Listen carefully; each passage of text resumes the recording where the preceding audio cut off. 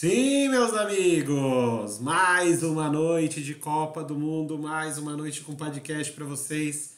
Eu sou André Menezes, estou aqui hoje para passar para vocês mais um dia de Copa, o dia 21, né, Gu? 21? Foi o dia 21, né? 20? Peraí. É, 21. Foi o 21º dia de Copa do Mundo do Catar. A gente teve dois jogos muito importantes, talvez o jogo mais aguardado da Copa até agora, aconteceu hoje. A gente vai falar um pouquinho sobre ele, né? Comigo aqui eu tô com o Gustavo. Dá boa noite aí pro pessoal, Gustavo. Boa noite, pessoal. Bom dia, boa madrugada, boa tarde. Quando vocês estiverem assistindo, né? Isso aí.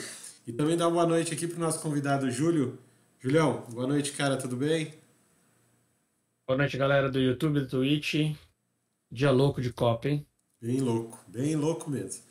Mas a zebra continua passeando. A gente achou que ela tinha ido embora, mas ela voltou. Tinha acabado até os dias anteriores. Então, ontem já teve, hoje teve também, então a gente tá tendo zebra de volta aí. Enfim. Nas oitavas já tinha acabado zebra. Não teve. Aí voltou tudo nas quartas de final. Teve zebra também, pô. Marrocos nas oitavas foi zebra. E de novo agora nas quartas. Não foi tanta zebra, o Marrocos tá indo bem. Marrocos tá indo bem. Em terra de camelo, quem passeia é a zebra. E aí, que belezinha. Então, gente, vamos... Antes da gente começar, só pedir pra você, se você tá assistindo a gente aqui na Twitch, só clicar no seguir aí, no botãozinho de seguir, a gente vai ficar bem feliz. Você tá vendo a gente aqui no YouTube, né? Aproveitar para já dar como o Gustavo falou, um bom dia, boa tarde, boa noite, boa madrugada para você do YouTube, né? Deixa o like, se inscreve no canal, ativa o sininho para você não perder nenhum vídeo que a gente suba aqui no nosso canal do Compadcast, né? E siga a gente nas redes sociais, @Compadcast. E também o Copa Stats do nosso camarada, nosso companheiro Júlio aqui, né, Júlio? Segue lá. Lá tem muita estatística legal da Copa. Curiosidade e tudo mais, é bem feito. E todas as artes que vocês veem aqui durante o programa, né, essas dos jogos, como está tendo aqui, ó, Marrocos e Portugal, também é um oferecimento Copa Stats para vocês. Então vamos começar sem mais delongas. Vamos começar sem mais delongas, falar do primeiro jogo, o jogo do meio-dia, que o mundo esperava uma vitória portuguesa, era Marrocos e Portugal, jogando no estádio Alto Mama, né? Em Alto Mama. Até eu tava torcendo pra Portugal, meu irmão chorou depois de Portugal ter perdido de Marrocos. Mas a gente avisou que Marrocos é um time que tem uma defesa muito sólida, só tomou um gol nessa Copa. Acho que é isso mesmo, só um gol. Não foi dois? Um ou dois. Contra ainda. Foi um gol e gol contra, é isso mesmo. Foi um gol e gol contra do Agued, que nem jogou essa partida de hoje. E a gente avisou que Marrocos é difícil furar a retranca, o sistema defensivo marroquino, que na verdade não é nem só uma retranca, porque eles começam a marcar desde lá de cima, né? Portugal hoje foi só mais uma vítima. Na minha visão, teve alguns erros aí de escalação, erro de estratégia do Fernando Santos para o jogo, mas a gente vai falar um pouquinho mais para frente disso. Né, Júlio? O que você pode trazer para a gente desse jogo aí, cara? Cara, foi um jogo muito interessante de assistir. Você vê como a defesa que a gente fala, né, que é o Marrocos, ele joga defensivamente, mas ele não é um time retrancado. Porque ele começa a fazer essa marcação desde lá de cima, só que ele paga um preço caro, né, cara, por esse tipo de jogo. Ele é um time... Marrocos, você pode ver, todo jogo, o time de Marrocos acaba o jogo no fim da bateria. Exato. Os caras estão mortos Deixa no tudo em jogo. campo. É um jogo né? muito... Deixa tudo em campo. É um jogo muito físico. E a gente está vendo repetidas vezes aqui, durante vários jogos seguidos, esse jogo de imposição física do Marrocos sobressair em cima de times muito mais talentosos, né? Que é a Espanha, Portugal e diversos outros times que o Marrocos jogou na Copa eram times mais talentosos, tecnicamente, e Marrocos não tomou conhecimento. É isso aí. Quem mais, Gustavo, você falou? Foi Bélgica, né? Croácia. Bélgica. Croácia empatou, mas foi empate. Então, a Croácia é o empatite, né? É o time do empate. Vamos lá.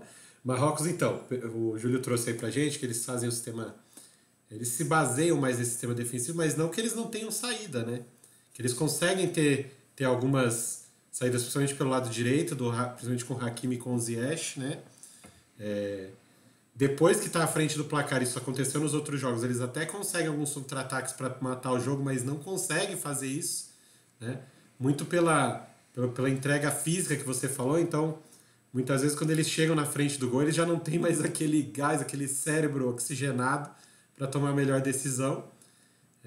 Hoje aconteceu isso 2 vezes, o Marrocos teve a chance de fazer o 2-0 e matar o jogo por 2 vezes, mas na hora de entrar na área e fazer parece que eu não tinha mais perna, eu já não conseguia pensar direito mais no que fazer e não tomar a melhor decisão, né?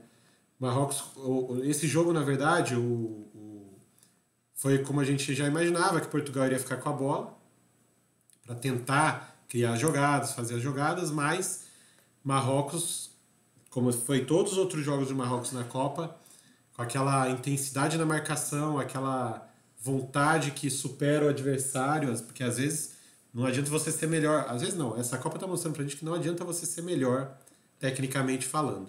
Se você não tiver a mesma vontade do seu adversário, mesmo que ele seja inferior, você vai ser superado, né? E não foi só o Marrocos que mostrou isso pra gente. Que o Marrocos está se destacando mais, né? Nesse sentido, mas... O Marrocos tem um jogo de imposição física sobre o adversário. Exato. Né? Ele faz o adversário ficar deslocado em campo. Tamanho é a disposição física dos jogadores de Marrocos. Sim. Eles chegam em cima o tempo todo, eles jogam em cima do adversário o tempo todo. E é muito louco você ver o jogo do Marrocos. E você não vê nenhum jogador do time adversário ter espaço, ter um segundo a mais para pensar uma jogada. Você não vê. Sempre já tem alguém dividindo, sempre tem alguém já colado, sempre tem alguém na jogada ali fazendo bloqueio, a marcação. Então, esse tipo de coisa, além de facilitar um pouco a vida do Marrocos, que joga mais no sistema defensivo para não tomar gol, né? Ele também prejudica muito o adversário, porque o adversário não tem tempo, não consegue respirar para pensar uma jogada, para trabalhar uma jogada. Então, assim, você vê os adversários tentarem o quê? Muito chuveirinho, muito cruzamento para a área, aí facilita lá para o Bono, para o Saïs, para o Agued, né? Que são os zagueiros e o goleiro marroquinos. Que não são ruins. Não são ruins. São a gente não está falando de jogadores ruins. Não, de boa qualidade. São todos jogadores que jogam na Europa, então, assim, são jogadores que têm a experiência também para isso, tem boa estrutura, tem boa qualidade no jogo aéreo. Então, assim, o Marrocos, aí, assim, muito mérito do treinador, o Walid Regragui, né, que é o treinador marroquino, que ele conseguiu passar para esse time, para essa seleção do Marrocos, que mesmo que o time dele não esteja conseguindo fazer o jogo, não esteja conseguindo fazer a bola andar, fazer a bola correr no meio de campo, ficar com a bola, mesmo assim, que o jogo não está perdido, que o jogo que Marrocos não precisa ter essa posse, essa imposição para ganhar o jogo.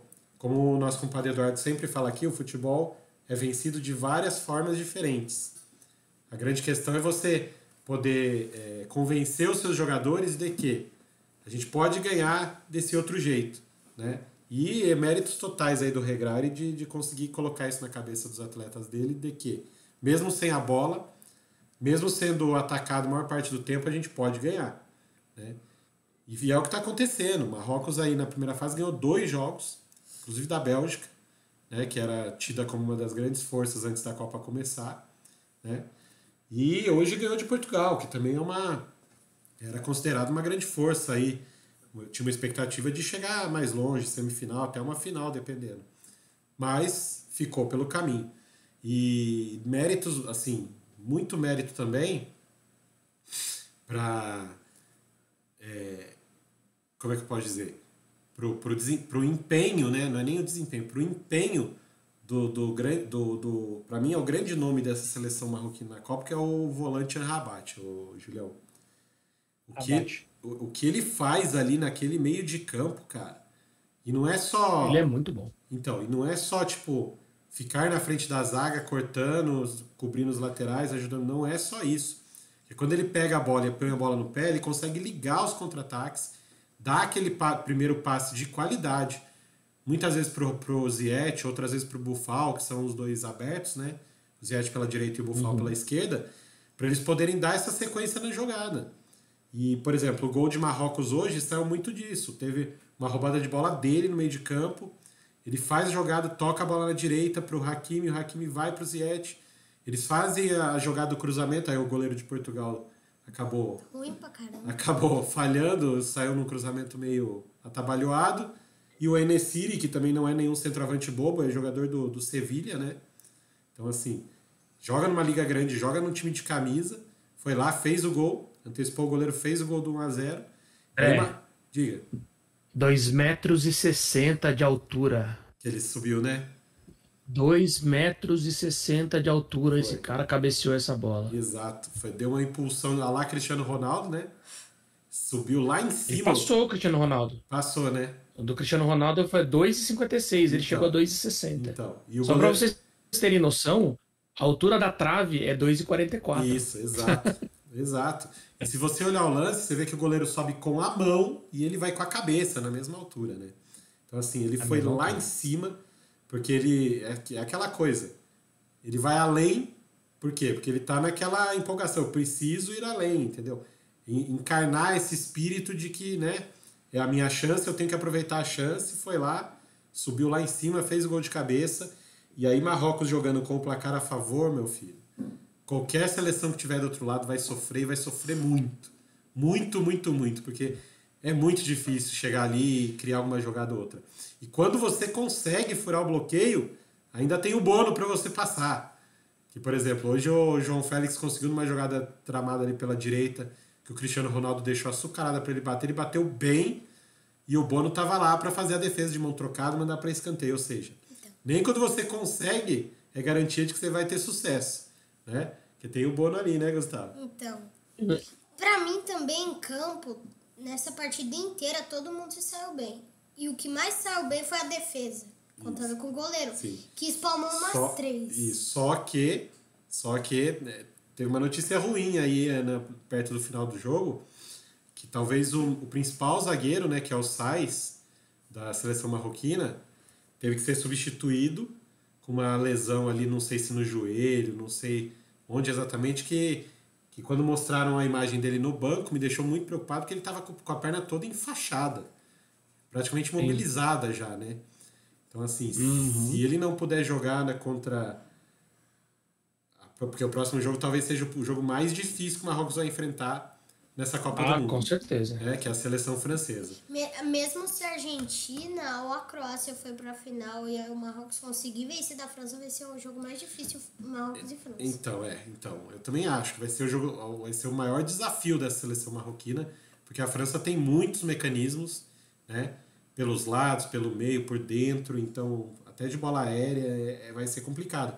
E aí seria importante ter todo mundo à disposição. O Aguerd já não jogou hoje, que é o companheiro de zaga do Saïs, né? A dupla titular, Aguerd e Saïs. O Aguerd não jogou hoje e o Saïs saiu machucado. Então, assim, vamos ver qual Marrocos que a gente vai enfrentar. Assim, a gente viu que quem entrou hoje, né, pra jogar se doou da mesma forma. Então, assim, doação não vai faltar. Talvez falte um pouquinho da qualidade, né? Que o Saïs e o Aguerd mostraram nessa Copa serem uma dupla muito forte ali no miolo da zaga. Então, vamos ver como vai... Hoje jogou o Sainz e o Yamik. O El Yamik, que já tinha jogado alguns jogos, né? O reserva ali do Aguerd. Sim. Foi muito bem também, ou seja, não que quem vai entrar não vai dar Deu conta do recado, né? Mas, assim... Inclusive, eu acho que ele jogou melhor que o Sainz. Hoje, né? No jogo de hoje. Sim, jogou sim. Mas assim, vamos ver. O Marrocos tem que juntar aí esses caquinhos desses jogadores, porque quarta-feira que vem já vai ter essa semifinal, que é muito importante. E ainda falando sobre Marrocos conseguiu, eu já tinha falado aqui ontem, quebrar a barreira das quartas de final. Se tornou a primeira seleção africana a chegar em semifinal de Copa do Mundo. É uma coisa que a gente já vinha esperando há um bom tempo, porque desde a década de 90 que a gente fala que as seleções africanas vem melhorando, vem ficando cada vez mais fortes. ganhando competições de base, sub-20, sub-17. Mas eu juro para você, Júlio, que me surpreendeu muito ser o Marrocos.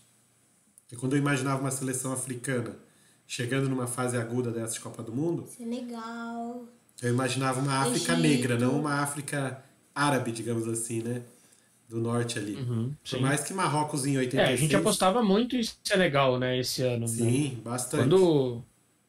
Quando a gente vê os times e tal... E eu tô falando de Senegal não só pelo Mané. O Mané é parte importante. Sim, sim. E com o Mané, o Senegal é uma seleção muito mais forte. Sim. Mas se você tirar o Mané da seleção de Senegal, o Senegal ainda tem uma seleção muito forte. Tanto que se classificou muita gente que joga né? na Premier League e tal. Que foi cair a Inglaterra, não dava pra ganhar.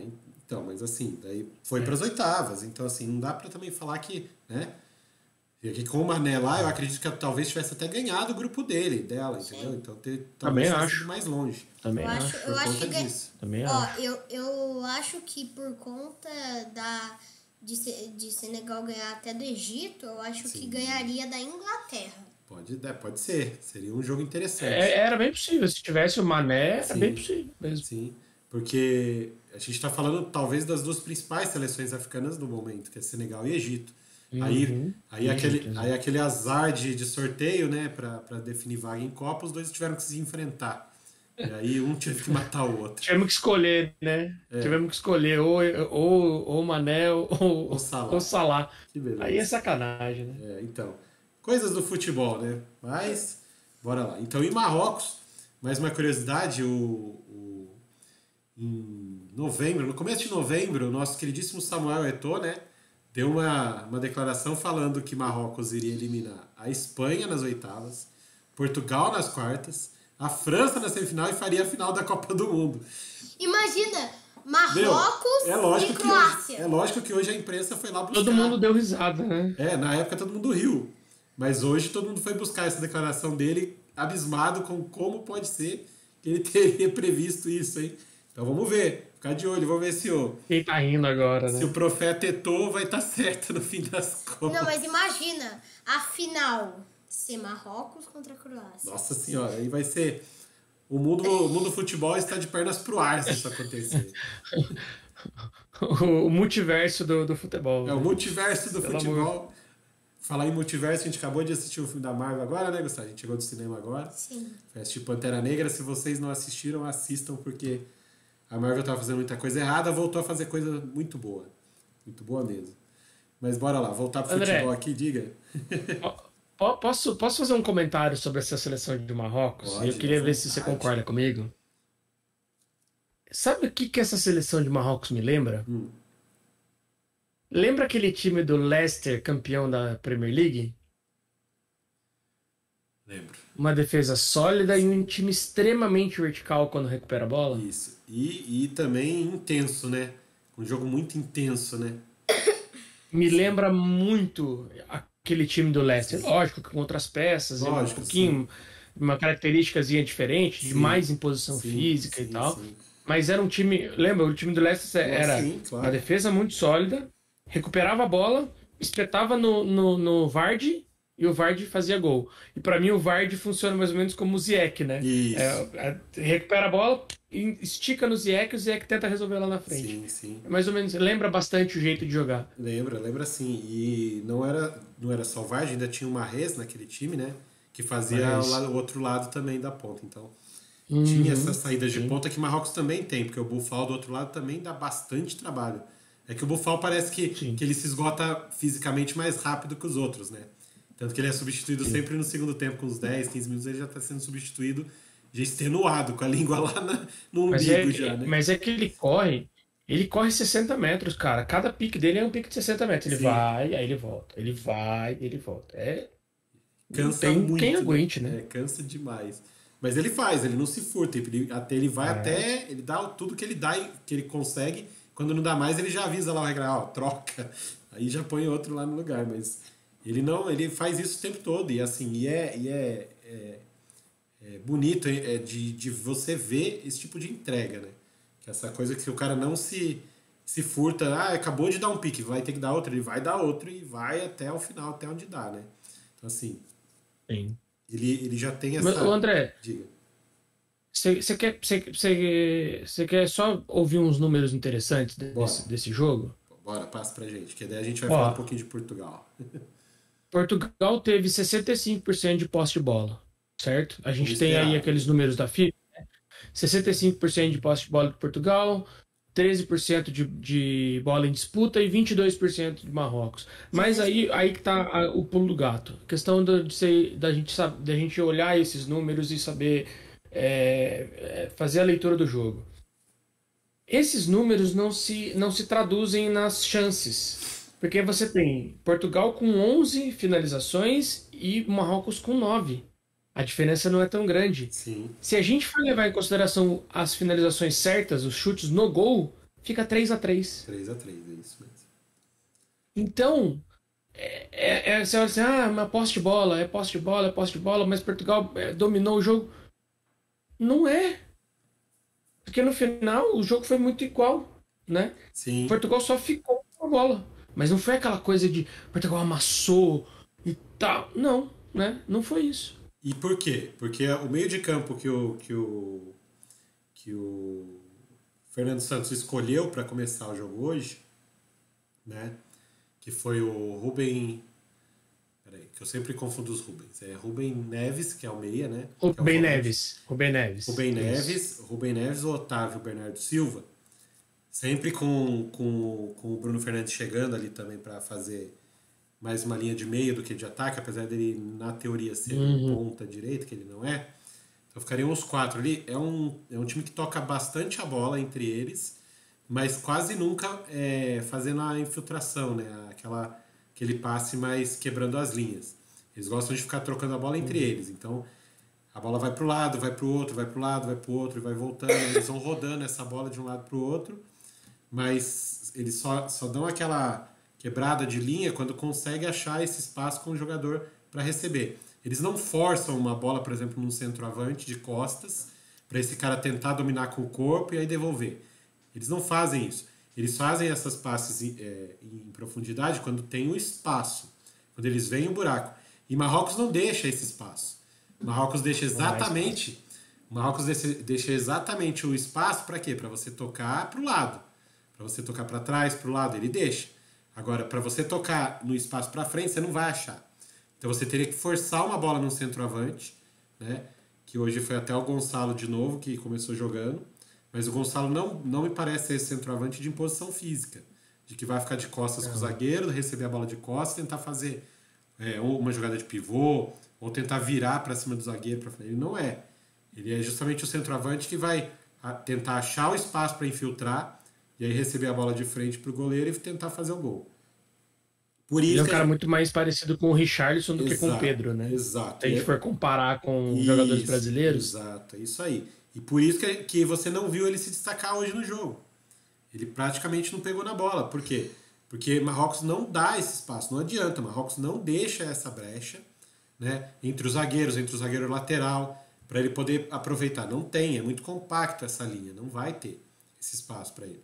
Então você teria que ter um centroavante, hoje sim, o Cristiano Ronaldo ali, mais forte fisicamente, de costas com o zagueiro, abrindo o braço, deixando o cara encostar, cavando uma falta, fazendo um pivô, que até a jogada que foi para mim a jogada mais perigosa de Portugal, que foi o chute do João Félix, foi isso. O Cristiano Ronaldo estava de costas para a zaga, ele recebe na lateral, faz o pivô para o João Félix chegar de frente chutando na entrada da área. Então, assim, esse tipo de jogada poderia funcionar desde o começo. Só que o Fernando Santos optou por outro tipo de jogador. Aí que eu falo que o treinador português hoje foi equivocado no time que ele entrou jogando. Entendeu? Para mim, ele deveria ter tido um centroavante mais forte. Aí, como ele só tem o Cristiano Ronaldo e o Gonçalo, ou é um ou é outro, era jogo pro Cristiano hoje, não pro Gonçalo. O Cristiano poderia ter começado. E para mim, hoje, o William Carvalho, que é o primeiro volante de Portugal, deveria ter jogado no lugar do Rubem Neves desde o início. Por quê?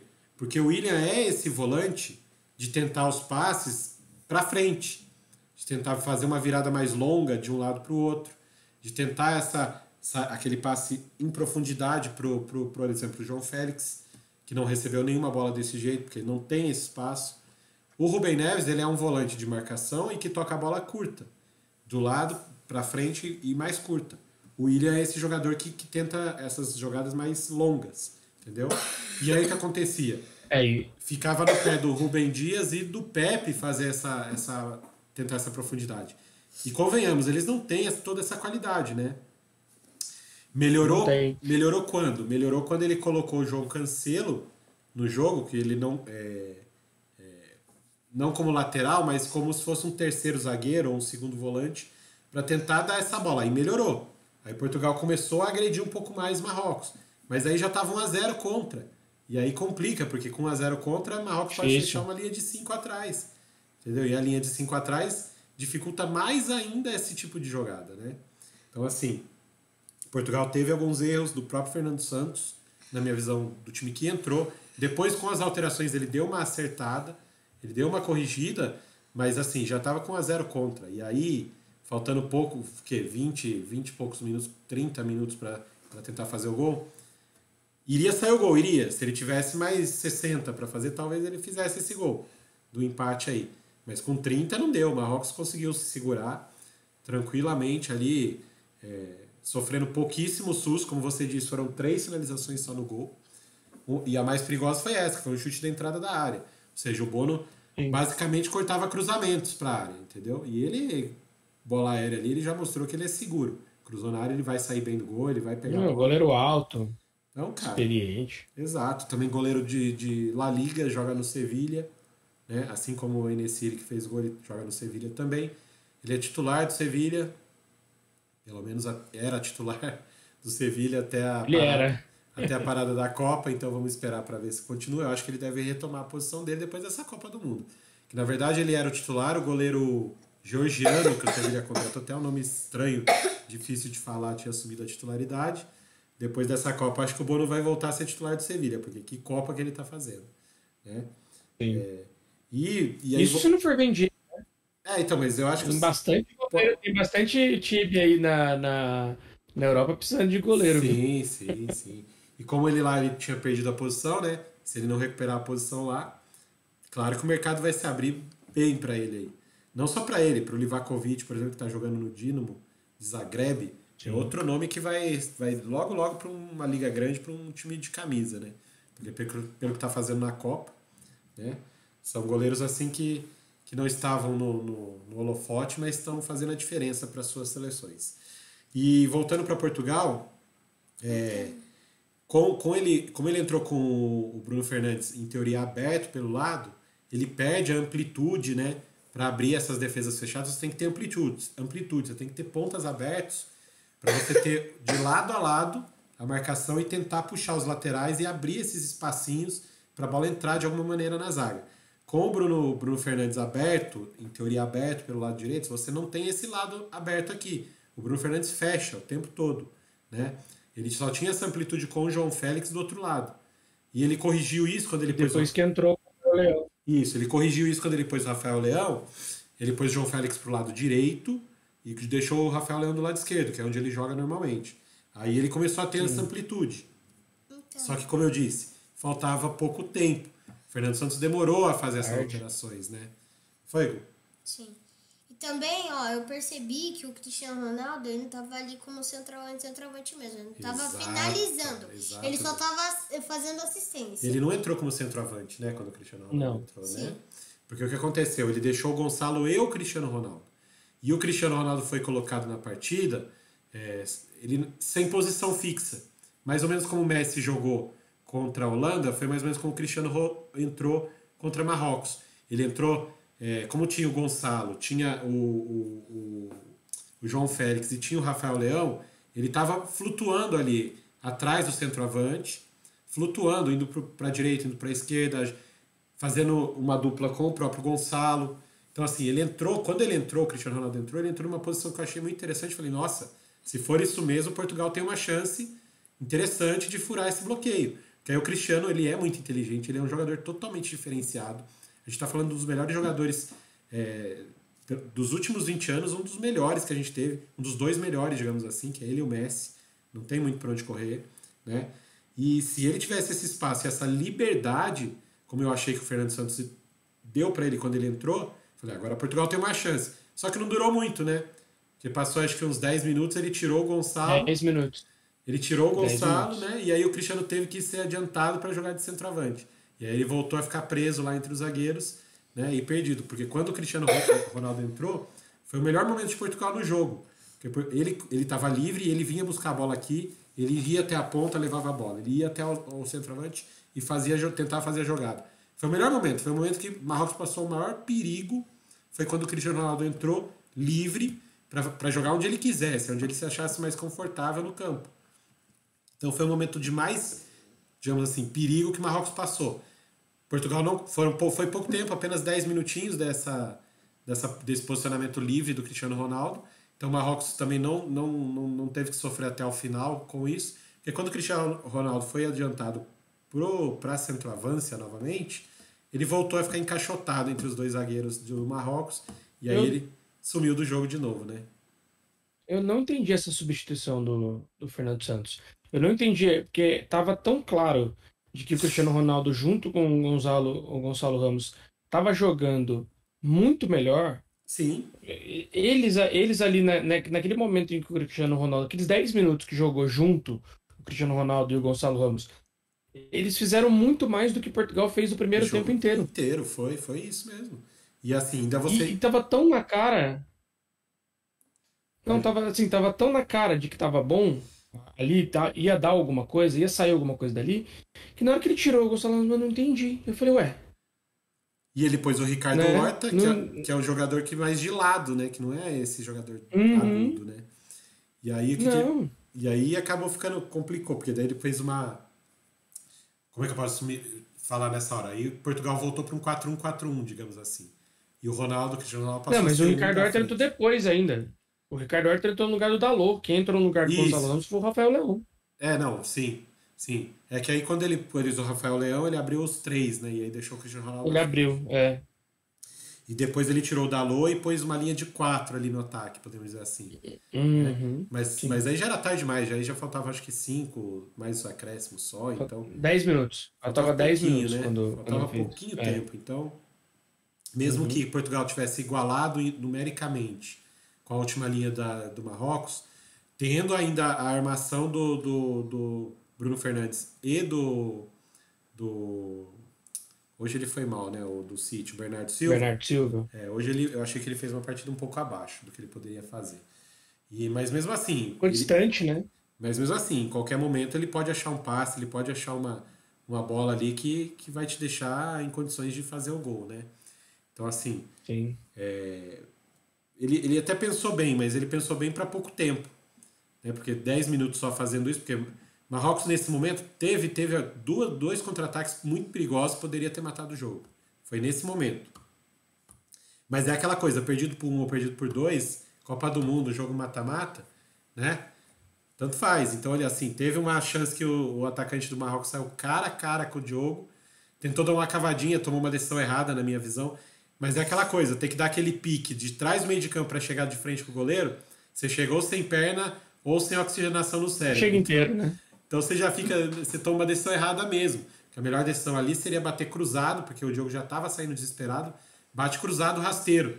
A chance de você fazer o gol era bem maior. E a outra que o nosso amigo que até foi expulso, que ele sempre entra, né? Que era o Khedira, que é um centroavante reserva do Marrocos. Ele sempre entra no segundo tempo. E entra também correndo que nem um louco pra tudo quanto é lado. Ele até foi expulso hoje. Né? Com 2 amarelos aí, jogando 20 minutos, ele conseguiu tomar 2 amarelos. 2 amarelos, exatamente. Então. E ele também teve uma chance de contra-ataque que ele poderia ter rolado pro companheiro dele que estava chegando, eu acho que era o Ziyech nesse momento.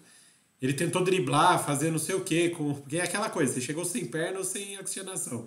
Tentou driblar o zagueiro de Portugal, deu no peito do cara e devolveu a bola, mas foram os 2 lances perigosíssimos de Marrocos, de contra-ataque, para fazer o 2-0 e matar o jogo. Mas porque Portugal se lançou ao ataque, né? Portugal, nesse momento, tinha uma linha de 3 atrás só, que ficou o Pepe, ficou o Rubem Dias e ficou o Cancelo, fazendo uma linha de 3 ali atrás. Né? Porque ele tirou o Dalot e pôs o Horta lá na frente. Então, o Horta lá na frente, isso. Exato. E daí Portugal, mas já era mais um desespero do que algo organizado. Tanto que eu tava imaginando assim, pô, se Portugal fizer esse gol e tiver que ir pra prorrogação, como é que vai corrigir isso, né? Ou vai continuar nessa batida até o final? Que ia ser complicado, só com uma linha de 3 e até um lateral improvisado ali. Enfim, Exatamente. Não aconteceu. Marrocos conseguiu segurar a vantagem de 1-0.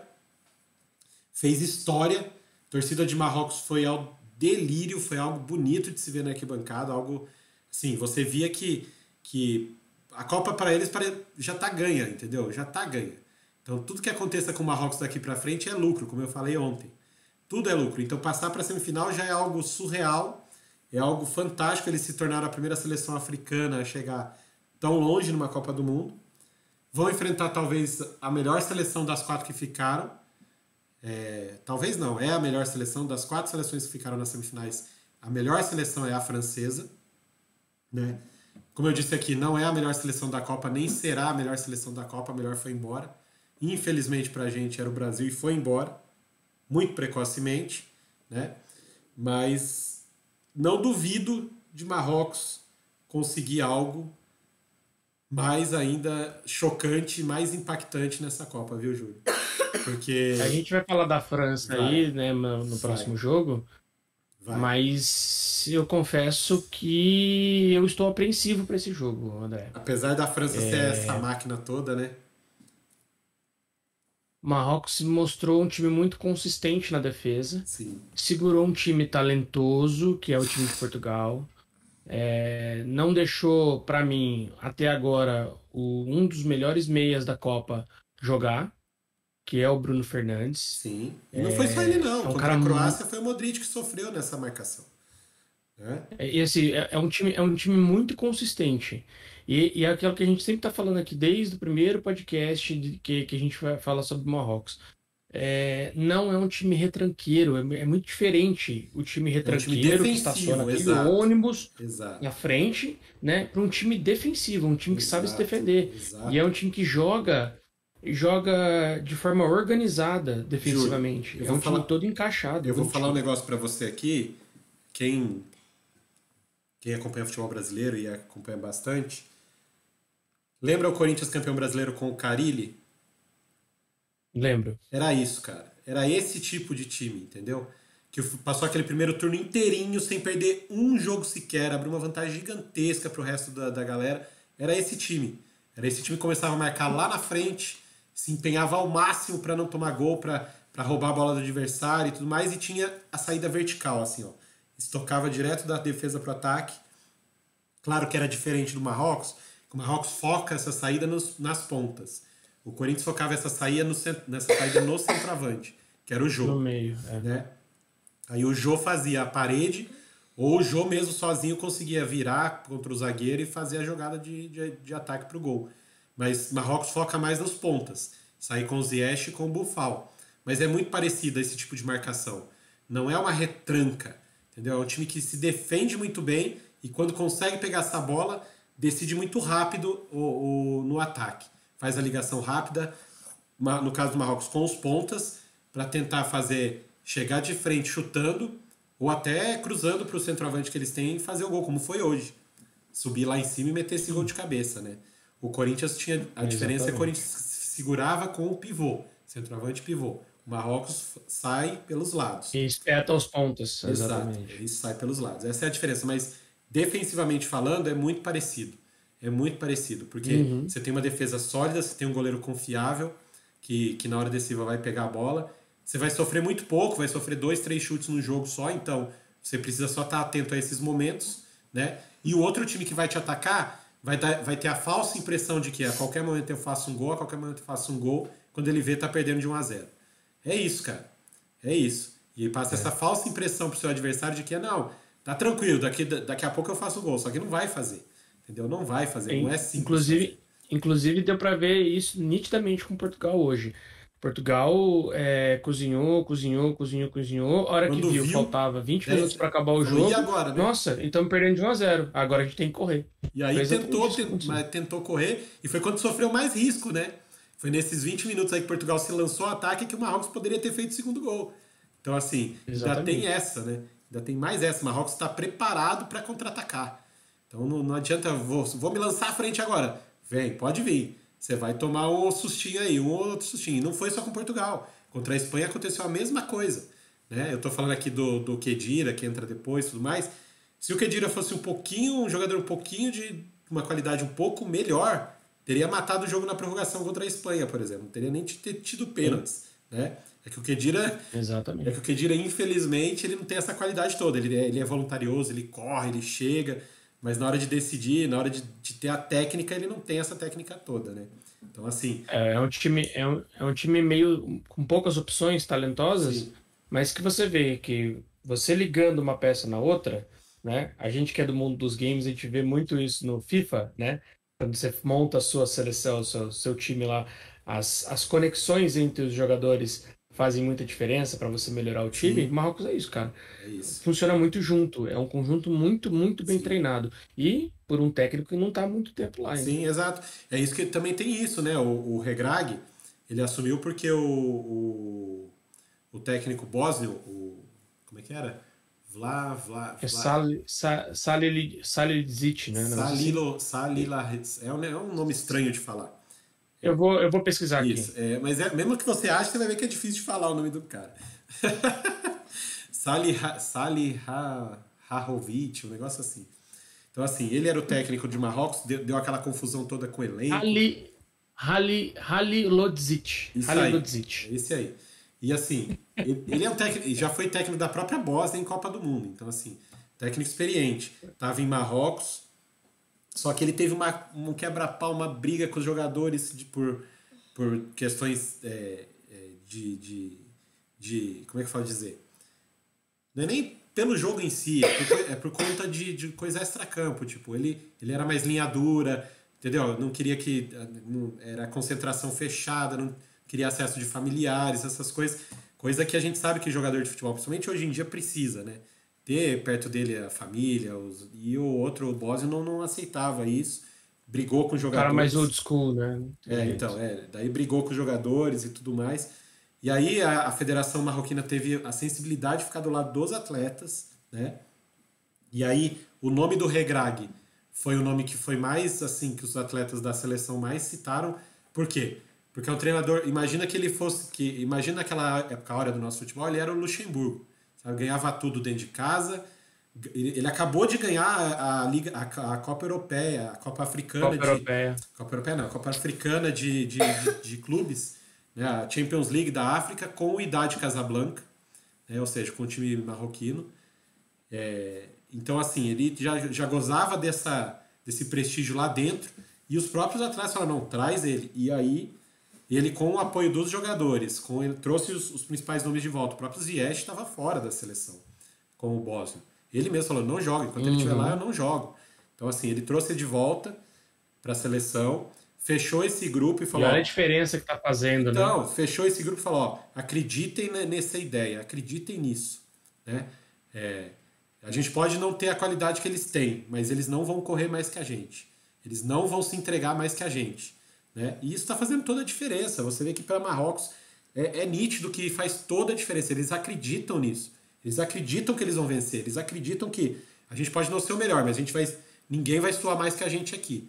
E suando mais que os outros, a gente vai ganhar. E tá dando certo. O Marrocos tá indo longe. E como eu falei aqui, eu não duvido que eles possam chocar o mundo na quarta-feira e eliminar a principal seleção dos 4 que ficaram aí, a seleção mais forte. Tá? Qual que é essa seleção mais forte, Julião? É a França. É a França, que hoje fez um clássico, né?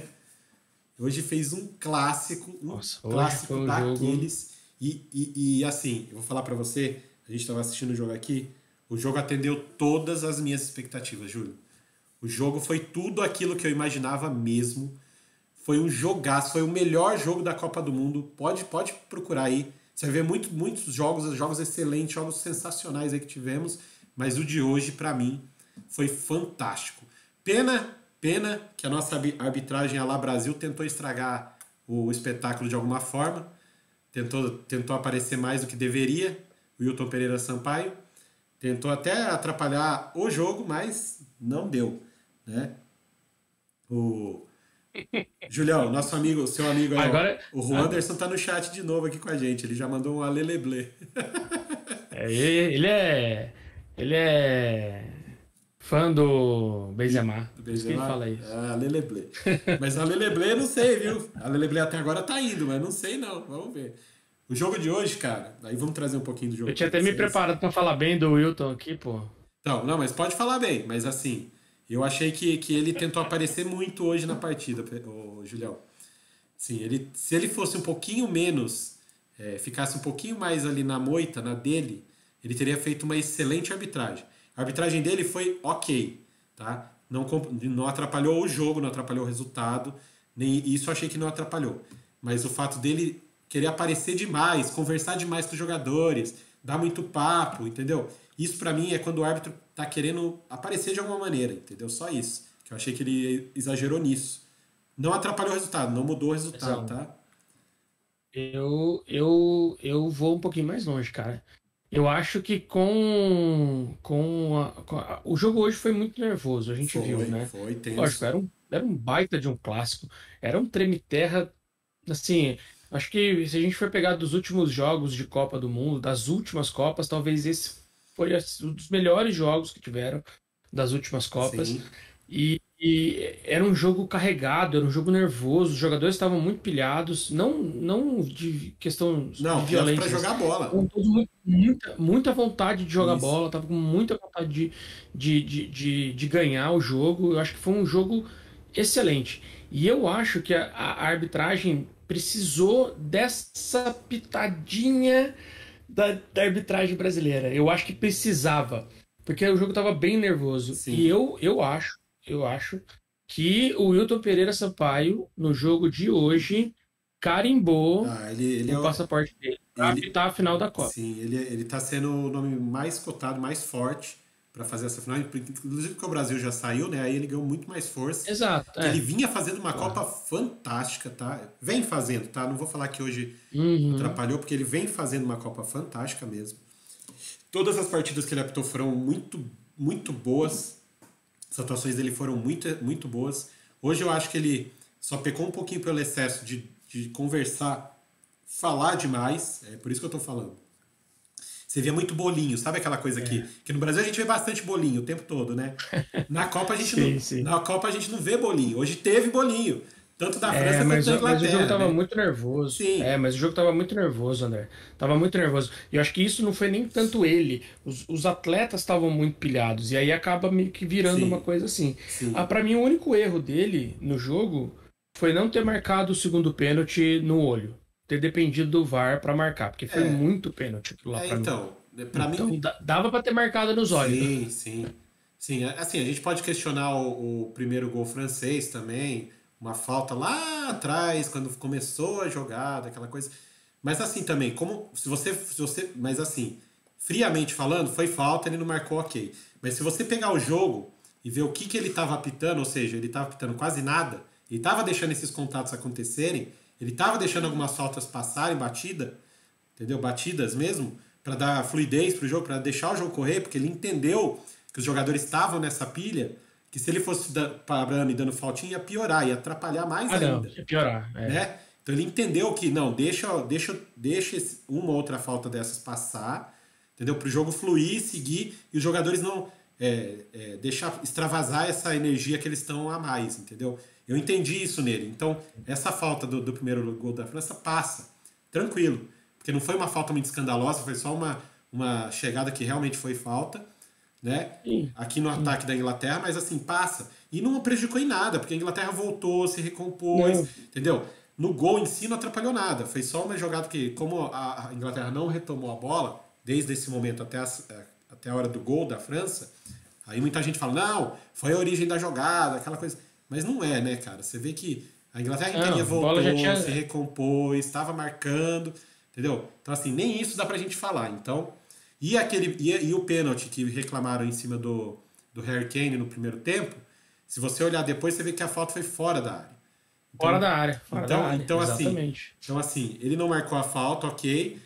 Teve o VAR revisando para ver se seria pênalti ou não, mas quando viram que o lance ocorreu fora da área, não tem o que fazer. Não tem como, né? Então segue o baile, anda o jogo. E aí é aquela coisa.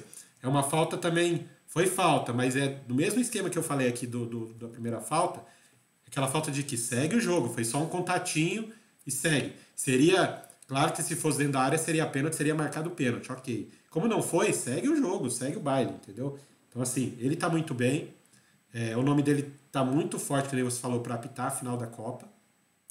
Quem estaria disputando com ele, que era o norte-americano, fez uma cagada absurda aí no último jogo, fez uma arbitragem muito ruim, né? Horrível. Que é o marroquino norte-americano lá. E, inclusive, acho que a FIFA nem colocaria ele por Marrocos ter chegado à semifinal. Apesar dele ser norte-americano, ele nasceu no Marrocos. Então, assim, o nome dele já perde bastante força por isso. Então, o Wilton Pereira Sampaio hoje, pra mim, é o principal nome aí, entendeu? Eu não sei se a FIFA vai dar um descanso para ele na semifinal ou vai deixar ele em alguma das semifinais para fazer as escalas ainda não saíram. Não saíram. Eu até procurei aqui, eu ainda até procurei aqui para ver se já tinha, mas não tem ainda. Se o nome dele não estiver nas semifinais, Julião, ele vai apitar a final. Muito provavelmente ele vai fazer a final. Ele vai apitar a final. Ele para mim, ele carimbou o passaporte dele nesse jogo. Ele fez uma arbitragem boa, eu considero isso. Mas vamos falar do jogo, né? Vamos falar do jogo um pouquinho. A gente falou bastante do Wilton aqui, que é o nosso brasileiro que tá na Copa, então a gente tem que falar dele. Não tem jeito. Porque da Série B para a final da Copa. Então, ó, que beleza. Já imaginou? O Rafael Claus, que também estava lá, ele já acho que já deu dele, né? Apesar dele ter apitado muito bem as partidas dele também, mas ele era mais discreto. Acho que ele não vai continuar, não. Mas também foi muito bem. Então, assim, ponto positivo para nossa arbitragem, que a gente vive falando mal, né? A gente reclama pra caramba de arbitragem no Brasil, nossos árbitros já não são lá essas coisas e tudo mais. Mas os 2 árbitros que a gente levou para a Copa do Mundo, eles foram muito bem na Copa. Tanto que um deles está sendo cotado para estar a final. Diego. Inclusive, teve também a bandeirinha, a Marina Sbach, que fez lá aquele trio histórico, né? Que fez primeiro trio de mulheres a um jogo de Copa do Mundo. Francesa, né? Oi, o que você queria falar? Então, é que assim, a gente já vai entrar nos jogadores? Vai falar agora, vai começar agora. Você quer falar? Então, porque eu queria falar que os 2 goleiros se saíram muito bem. Então. Muito bem. Você já começou bem, porque se os 2 goleiros foram destaque do jogo, foi um jogo que aberto, com chances de gol, com os 2 times atacando, que era tudo que a gente queria. Então, se o Lohri, né? O Lohri e o Pickford. Não, o Lohri e o Pickford foram bem hoje, é porque os ataques funcionaram. O jogo foi aberto, tivemos chances de gol e foi exatamente isso. Foi um jogo de lá e cá, foi um jogo que os 2 times se agrediram mutuamente, mas no bom sentido, ou seja, os ataques agredindo as defesas, criando chances, chutando ao gol, né? Eu achei que o jogo foi um pouco mais da Inglaterra do que da França. Então, para os ingleses, dá um sentimento de né? Putz, poderíamos ter ido mais longe, porque a Inglaterra realmente agrediu bastante a França. A Inglaterra teve talvez as melhores chances. O Lloris, né? Que o Gustavo falou aqui. Ele foi um dos grandes destaques dessa partida. Tá? Ele fez intervenções assim cruciais em momentos decisivos ali para salvar a França. Não que o Pickford não tenha feito, porque também fez. O Pickford fez 2 defesaças assim que na hora eu até assistindo o jogo, o Gustavo tá do meu lado, a gente tá assistindo junto o jogo. Eu falei na hora, gol! Antes da bola entrar. E aí o Pickford fez a defesa as 2 vezes, né? Então, é que assim, na verdade, no segundo gol ele só não pegou porque desviou no Maguire. Desviou? Pra mim o Maguire fez esse gol contra, mas vamos lá, a gente vai chegar nisso lá, Gustavo. Então vamos... Eu teria dado esse gol pro Maguire contra só pelo meme. Mas enfim, o jogo começou, né? Como eu disse aqui, com muito equilíbrio, com os 2 times... nenhum dos 2 times sobressaindo, digamos assim. E a França e a Inglaterra, os 2, um atacando o outro, cada um tendo a sua oportunidade, indo para cima, criando as chances. E aí saiu o primeiro gol, né? Quando sai o primeiro gol, aí sim a gente tem uma mudança no panorama, porque o que acontece? Esse gol da França, que foi um chute de longe do Tchouaméni, né? Aliás, Tchouaméni hoje foi do céu ao inferno muito rapidamente, né? Que fez gol, cometeu pênalti, então assim, a gente sabe que ele ainda é muito jovem, que ele é um jogador que ainda não está totalmente formado, mas ele foi importantíssimo para a vitória francesa, né? Mas ele poderia ter se tornado um vilão aí também em questão de minutos. Aqui, como a gente vai ver mais pra frente, acabou que não pesou tanto. Mas vamos lá. A França, quando fez esse gol, que assim, a França começou melhor na minha visão, atacando mais a Inglaterra. A Inglaterra estava um pouco mais nervosa, o Júlio já trouxe aqui a questão do nervosismo, a Inglaterra estava um pouco mais nervosa no início da partida, então a França teve um pouquinho mais de domínio, da bola principalmente. Mas quando a Inglaterra conseguiu equilibrar as ações e até começar a pressionar mais a França achou esse gol do Tchouaméni.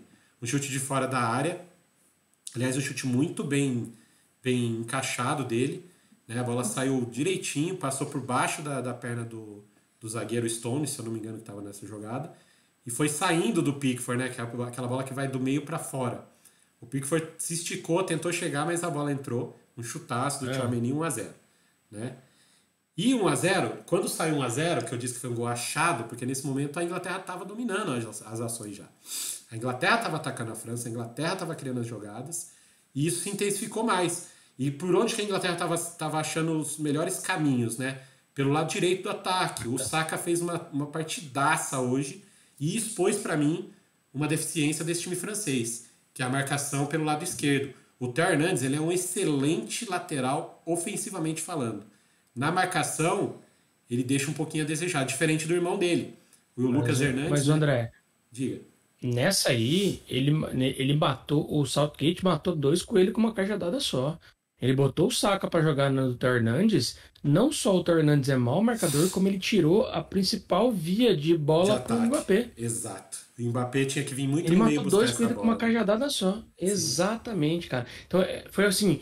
Sabe a hora que eu olhei o jogo, eu falei, nossa, que sacada de mestre que o Southgate fez, de botar o Saka para jogar em cima do Theo Hernandes. Foi excelente. Ele simplesmente destruiu a principal jeito que a bola chega no Mbappé. Isso. E não teve resposta do Deschamps, né? Porque o Deschamps nesse momento poderia ter colocado o Rabiot, por exemplo, um pouquinho mais pro lado esquerdo, para ajudar ali na marcação, para dar essa fluidez pro Mbappé e ajudar na marcação do Theo Hernandes. Ele não fez. Ele deixou o Theo Hernandes na marcação individual pro Saka e deixou o Varane fazendo a cobertura, né? Do Theo Hernandes. E o Saka hoje estava muito bem. O Saka estava bem, ele estava com... Se fosse que nem você trouxe o jogo do FIFA aí, ele estava com a setinha para cima, né? Setinha voltada para cima no videogame. E tudo que vinha nele, ele dominava a bola e partia para cima e driblava e fazia, e dava continuidade na jogada e criava a jogada e fazia a finalização. Então, assim, o Theo Hernandes estava cortando miudinho ali com o Saka. Então, o Theo, que já não é aquele marcador implacável, diferente do irmão dele, né? Que acabou se machucando no primeiro jogo da Copa, o Lucas Hernandes, que também é lateral esquerdo, ele não. O Lucas Hernandes já é um marcador bem mais feroz, não apoia tanto, mas marca muito bem. Então, assim, já seria uma outra vibe, digamos assim, para a França na Copa. E aí o que aconteceu foi o que você falou. Com o Saka produzindo, indo para cima, indo para dentro, o Theo Hernandes, como eu disse aqui, expôs essa deficiência defensiva dele. E aí Marrocos, por onde Marrocos é mais forte? Pelo lado do Ziyech. O Ziyech joga pelo lado direito. Pela direita. Então, assim, olha aí, você já se desenhando um caminho para Marrocos poder explorar a França, né? Então, assim, o Saka aproveitou essa fragilidade para aquele lado, criou bastante. Só que a Inglaterra não conseguia transformar isso em gols, né? Porque até criava as jogadas, mas não conseguia, né? E a França se aproveitou disso e se fechou um pouquinho mais ali. Trouxe o Tchouaméni, que acabou fazendo o gol, mais para baixo na linha de marcação, digamos assim. Então ele acabou se juntando ali ao Varane e ao Upamecano, né? Porque o Harry Kane também estava muito bem nessa partida, a gente tem que falar isso. O Harry Kane também estava muito bem na partida. Teve uma jogada que ele saiu de cara com o Lohri para fazer o gol. Ele tentou dar de 3 dedos por cima, uma jogada que o próprio Saka criou pela direita, e colocou o Harry Kane em condições de fazer o gol. E aí o Lohri fez uma defesaça mesmo, saiu no pé do Kane, conseguiu fazer o desvio, essa defesa, porque senão a Inglaterra já teria empatado no primeiro tempo, né? E como você trouxe, o Mbappé hoje estava apagado. Se você for olhar o jogo, a pessoa vai falar... Estava apagado na partida. Mas por quê? Porque ele tinha que voltar muito até a linha do meio de campo para conseguir receber essa bola. E partir dali até lá ao fundo, ele conseguiu 1 ou 2 vezes só na partida, porque o Walker estava jogando demais. O Walker também jogando demais na marcação do Mbappé. E só lembrar que o Walker, ele é o jogador mais rápido da Premier League. Né? A Inglaterra adora fazer esses números, essas coisas. Ele né? é muito físico, né? Então, o Walker é muito físico. A gente sabe da explosão do Mbappé. O Mbappé consegue pegar velocidades absurdas quando ele vai pro jogo. Só que ele encarou pela frente hoje um jogador que tem a mesma característica dele, que dá esses piques de muita velocidade. Então o Mbappé não conseguia botar na frente e sair correndo. Conseguiu, na verdade, uma vez durante o jogo todo, já no segundo tempo, né? Que ele conseguiu chegar na linha de fundo em alta velocidade, que o Walker chegou meio segundo atrasado atrás dele na corrida. Mas foi só, né, que o Mbappé conseguiu ganhar. E então o Walker conseguiu meio que segurar a onda com o Mbappé ali, que o Mbappé vem sendo o melhor jogador da Copa, para mim. Hoje ele conseguiu, ele teve uma marcação muito boa ali com o Stones. Lembra que a gente falou quem vai fazer a sobra, não sei o quê? Foi o Stones que fez essa sobra e o Maguire ficou do outro lado. Né? E para sorte do Maguire, hoje o Dembélé não acertava nada. Se você colocasse o Dembélé para...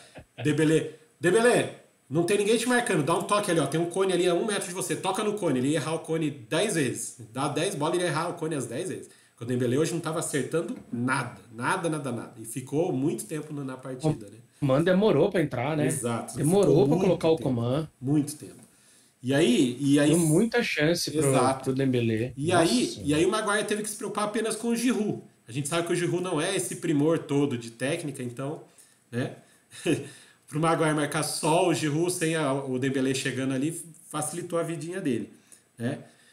O Maguire, que a gente fala que é aquela coisa, né? O Maguire é o ponto fraco, o elo fraco da corrente aí. Acabou, no fim das contas, que saiu o gol da vitória da França numa jogada que ele demorou meio segundo para perceber a jogada, foi o suficiente para o Giroud tomar a frente dele e cabecear, né? Fazer a cabeçada, ainda pega nele. Que só entrou porque pegou no ombro dele e matou o Pickford, né? Então ainda tem mais essa. Porque se ele tivesse no momento certo, se ele tivesse ligado na jogada, ele teria subido junto com o Giroud e não teria tido a cabeçada. Talvez ele tivesse até ganhado no alto, porque ele é mais alto, ele é mais forte fisicamente. Mas esse meio segundo que ele demorou para perceber a jogada foi o suficiente pro Giroud fazer o gol de cabeça. Não foi nem um cruzamento, foi um passe do Griezmann maravilhoso, né? Aliás, Griezmann jogando numa posição diferente, né? Você comentou do Griezmann agora. Sim. Preciso fazer um destaque. Que Copa tá fazendo o Griezmann nessa posição que o Deschamps achou para ele, hein, cara? Que Copa! Você falou aí do Mbappé, que é o melhor jogador da Copa e tal. Cara, para mim, o Griezmann tá se destacando, assim, infinitamente. É uma posição ingrata de jogar, cara, porque é uma posição que ele fica... Ele não sabe se ele ataca, se ele defende, qual a responsabilidade que ele tem ali no campo e tal, mas ele tá fazendo uma Copa excelente. Sim. A gente falou do segundo gol da França, mas antes disso, né, só para trazer, a Inglaterra dominava a partida, não conseguia finalizar e fazer o gol, até porque o Lloris estava muito bem, mas aí teve um pênalti, né? Teve o pênalti, o primeiro pênalti para a Inglaterra, teve esse pênalti, e aí a Inglaterra vislumbrou a chance de empatar a partida, e aí, empatando a partida, né, ter a chance de ganhar, porque estava realmente melhor na partida. A França estava tendo muita dificuldade para criar as jogadas, a França não estava conseguindo ter a saída que ela normalmente tem com o Mbappé, que é o desafogo, por tudo que a gente já falou aqui, né? Então a França estava se vendo em maus lençóis nessa partida. E ainda saiu o pênalti para a Inglaterra, falou, se eu fosse torcedor da França, eu falei, agora vai começar a dar ruim. Harry Kane foi para a bola, né? Aí tem aquela coisa, né, Gustavo? Os dois jogam no mesmo time, que você falou, e aí fica difícil de fazer pênalti assim, né? Porque os dois jogam no Tottenham, então eles treinam juntos, já faz 10 anos que eles treinam juntos. Inclusive na transmissão o pessoal falou que eles são amigos, um frequenta a casa do outro, então ainda tem mais isso. Mas aí na Copa é cada um para sua seleção. Harry Kane foi para a bola. Antes de cobrar o pênalti, eu achei interessante que a FIFA mostrou lá os últimos 19 pênaltis que ele bateu pela Inglaterra, quase tudo era do lado o direito do goleiro, né? O lado esquerdo do batedor. Né? Cruzado embaixo. Cruzado para quem é destro. Exato. Quase tudo era ali. Daí a gente aqui assistindo, o Gustavo falou para mim, eu acho que ele não vai bater ali, porque o Lohri sabe que ele bate ali, já vai pular ali. Só que aconteceu exatamente o contrário, né? O Lohri foi pro lado oposto e ele bateu no lado que ele sempre bate e saiu o gol. Né? E alto, né? Isso acabou saindo no gol. Alto. Bateu a bola subindo, né? De baixo para cima. E a bola acabou entrando, gol da Inglaterra, empatou. Daí naquele momento, assistindo a partida, analisando tudo, eu falei, agora a Inglaterra vai ganhar força e a França tá correndo sério risco de ir embora para casa.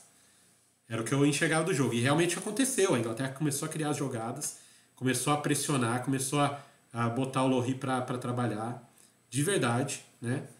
E a França, nesse momento, o nosso queridíssimo amigo Deschamps fez a alteração que devolveu a França para a partida, digamos assim.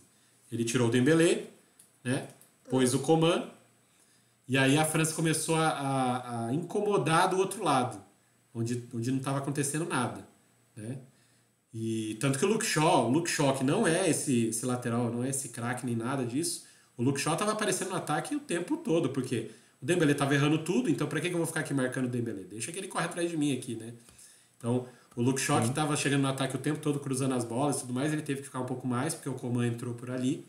E o Coman, apesar do Coman não ter participado tanto do jogo, só o fato dele estar ali já segurou mais o Shaw, então tirou um pouco do ímpeto ofensivo da Inglaterra pelo lado esquerdo. Né? E aí o que aconteceu? A Inglaterra continuou pressionando, foi para cima e aí foi o que você falou, né? O nosso queridíssimo Wilton deixou passar batido, né? Porque assim, a França já tinha feito o segundo gol nessa bobeada que a gente falou, mas o Wilton tinha deixado passar batido um segundo pênalti para a Inglaterra, né? Só que aí o VAR chamou. Sim. O VAR chamou. Nessa hora a Inglaterra já estava um pouco mexida no campo, né? Já tinha entrado o Mason Mount, Foi ele que sofreu o pênalti, inclusive. Já tinha entrado o Mason Mount, já tinha entrado... Quem mais que entrou mesmo? Os dois primeiros foram o Mount... Sterling. O Mount e o Sterling. Já tinha entrado o Mount e o Sterling. Aí ele tirou o Saka, que eu achei que ele não deveria ter tirado. Mas ele tirou o Saka, né? Devia estar cansado, né? Devia estar... Então, é que uma coisa que eu queria falar um pouco mais no começo... É que, sabe quando vocês estavam falando que foi bem disputado o jogo?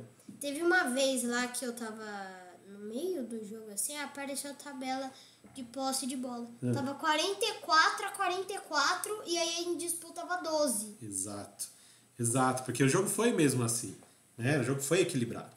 E aí, assim, teve esse pênalti do VAR, chamou. E aí tava 2-1 pra França e, novamente, eu senti aquela mesma sensação de que se a Inglaterra empatar esse jogo agora... A França vai estar em maus lençóis. Só que dessa vez o Kane... Isolou. Ele isolou. Ele chutou fora. Chutou muito fora, muito pra cima essa bola. Quase um field goal, né? Pra gente que gosta de NFL. Muito forte essa bola. E não sei... ele quis bater, eu acho que parecido com o primeiro pênalti, que ele bateu a bola subindo, né? De baixo pra cima, né? Mas dessa vez ele pegou demais embaixo da bola.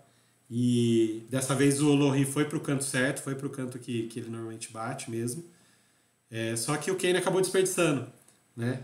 Mas o Kane, olha, o Kane, se ele tivesse chutado um pouquinho mais fraco, um pouquinho mais na mira, ele acertava muito em cima e o Lloris foi mais pro lado que pra cima. A bola ia entrar também, né? A ideia dele era bater no alto mesmo. Eu achei que ele não é que ele escorregou, sei lá, ele queria bater no alto mesmo, ele só exagerou em como ele pegou na bola, a bola subiu demais. E quando você bate pênalti no alto, a chance disso acontecer, cara, é grande, não tem... Porque assim, você tem que ser muito preciso, né, pra bater essa bola em cima. Porque a chance de você pegar ela muito embaixo e isolar é grande. Então, quando você bate ela rasteira, ou até querendo bater ela a meia altura, se você errar um pouquinho, a bola vai no alto. Então, assim, você não vai errar por cima. Agora, quando você já vai querendo chutar a bola no alto, pode acontecer isso que aconteceu com ele. Sim, acontece. E não deveria, porque ele é o Harry Kane, ele é o cara da aceleração, chamou a responsabilidade para bater e tudo mais, mas durante o jogo, o próprio Gustavo aqui, ele me trouxe falando assim, por que você, já que eles jogam no mesmo time, já que o Lohri é é o goleiro do Tottenham, ele treina no Tottenham. Por que já não trocou o batedor, né? Não fui eu, foi o Lucas. Ah, então, foi o Lucas. Tudo bem.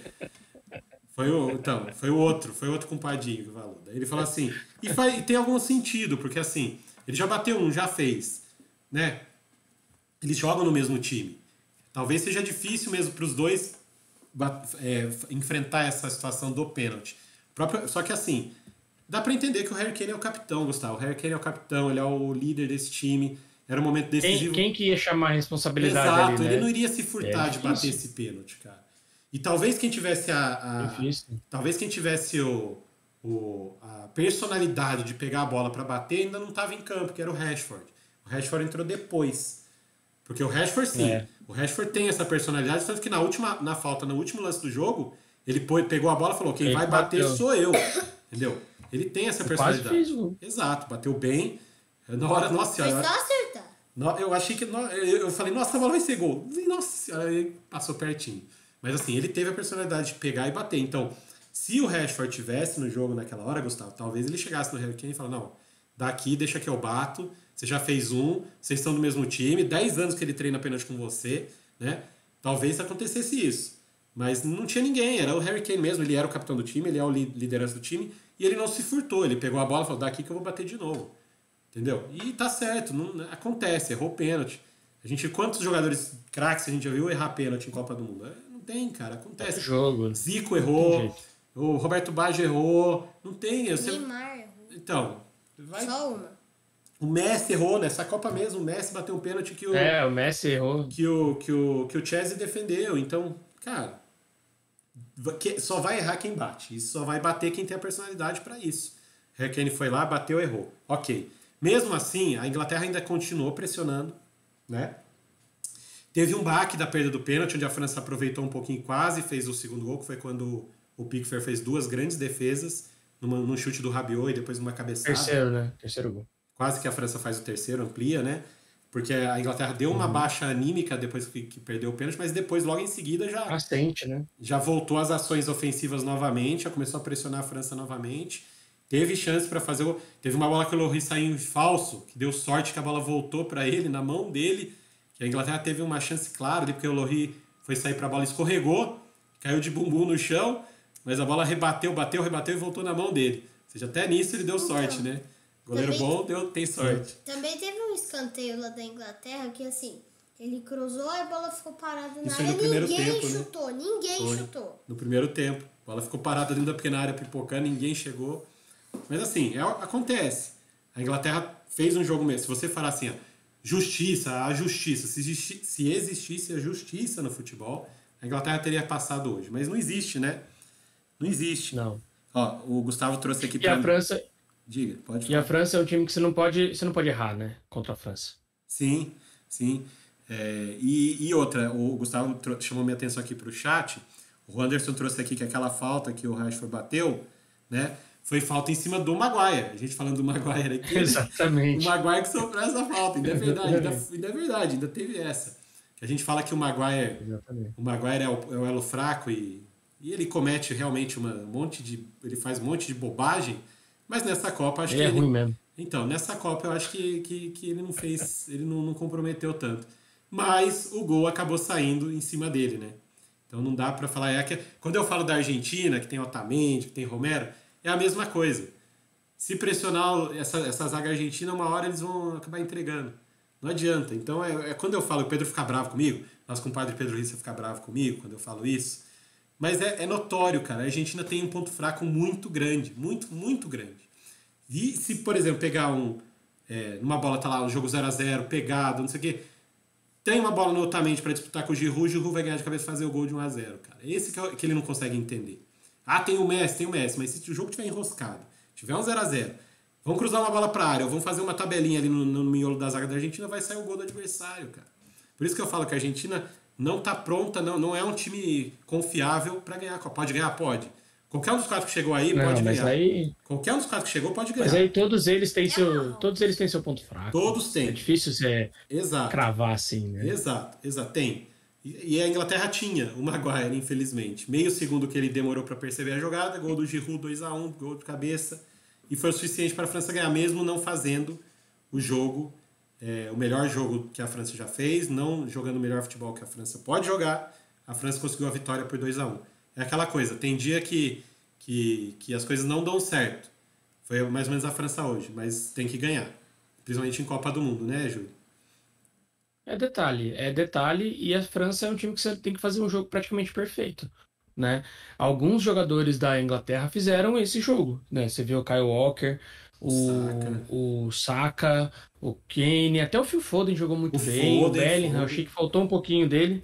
O Bellingham faltou um pouquinho dele no jogo, mas eu acho que acho que o jogo estava tão movimentado que às vezes, né, muito menino, jovem, demorou um pouquinho para entrar também, mas assim, para mim acho que só teve um jogador da Inglaterra que não jogou tão bem o jogo todo, tô dizendo. Não por causa do gol, e nem foi o Maguire. Foi o Stones. Para mim foi o único que destoou um pouquinho do time da Inglaterra. Sim. É aquela coisa, você tem que fazer um jogo perfeito. Você errou uma bola, errou duas bolas, você toma 2 gols contra a França. Então, não tem jeito. O Stones realmente estava um pouco inseguro ali atrás, mas toda vez que eu achava agora o Stones vai entregar, aparecia o Declan Rice ali na dele, limpando o trilho, né? Também outro jogador que não aparece tanto, ninguém fala tanto do cara, mas... Jogou bem, jogou muito bem. Mas, velho, ele limpa o trilho ali, ele dá aquelas limpadas assim, que fala, putz, dá aquelas salvadas, dá uma segurança. Também é outro jovem, né? Também temos que destacar que também é outro jovem. Inglaterra é um time que também daqui 4 anos vai estar com um time bem forte também, cara. Sim. É um time bem misto, né? É um time que tem jogadores mais experientes. É um time que tem... Você tem aí o Phil Foden, o Rice, o Bellingham. O Bellingham, pra mim, tá fazendo uma Copa excelente também. Isso. Você tem o Saka, esses jogadores jovens com a mistura, né? Sim. Você tem o Kyle Walker, que é um pouco mais experiente, o Henderson, que é um pouco mais experiente, Harry Kane. É uma seleção bem equilibrada. Sim. Merecia ter passado hoje, viu, André? Merecia. Sim. Mas que pena que ficou. Eu gostei bastante do jogo da Inglaterra. Na verdade, sim, gostei bastante da Copa que a Inglaterra fez. Me surpreendeu. Não achei que a Inglaterra fosse jogar tão bem. Mas que pena. O único jogo abaixo. Triste. O único jogo abaixo deles foi o empate contra os Estados Unidos, né? Se você parar pra pensar. Sim. Foi no jogo que eles fizeram um pouquinho abaixo aí do que eles poderiam render. Mas é o que a gente fala, são 7 jogos na Copa do Mundo. Então, nem sempre você vai jogar tudo que você consegue, né? Aí quando você não joga o que você consegue, você tem que ganhar. Se for na fase de grupos, ainda tem como recuperar. Se for no mata-mata, aí você volta pra casa, né? E jogou contra uma seleção boa. Não tem como você falar assim, campeã do mundo. Perdeu da França é vergonha. Não, gente. Lógico que não. Perder da França é um resultado esperado, né? Querendo ou não, a França, dessas 4 que ficaram aí nas semifinais, a França é a melhor delas. Isso. Não tem como, né? Exato. Então, perder para a França não é demérito. Ainda mais jogando como jogou. A Inglaterra jogou muito bem. Sim. Bom, e com isso a gente tem todas as semifinais, ou seja, as 2 definidas, né? Todas elas. A gente teve ontem a Argentina passando a Holanda nos pênaltis, Croácia passando o Brasil nos pênaltis, eles vão se enfrentar. E hoje a gente teve o Marrocos passando Portugal nos 90 minutos e a França derrotando a Inglaterra também nos 90 minutos por 2-1. Então a gente vai ter Argentina e Croácia na terça-feira. França e Marrocos na quarta-feira. Gustavo já deu as opiniões dele aqui, ó. Croácia e Marrocos. Julião, o que você acha? Olha, eu acho que... Posso começar pela França e Marrocos? Pode. Posso inverter? Pode, claro. Eu acho que esse jogo França e Marrocos vai ser um jogo muito interessante de assistir. A gente falou sobre o Marrocos hoje, a gente falou sobre a França hoje. E se a França tem um ponto que o Marrocos pode explorar, esse ponto é o ponto forte do Marrocos. Então acho que vai ser um jogo muito interessante de ver.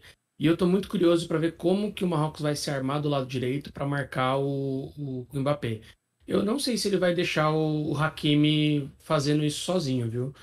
Apesar de eu achar que talvez o Hakimi dê conta, eu não sei se ele vai fazer, se ele vai cometer essa loucura de deixar uma marcação isolada do Hakimi em cima do Mbappé. Eu acho que ele vai botar uma cobertura forte ali e não sei, eu acho que vai ser um jogo muito interessante de assistir.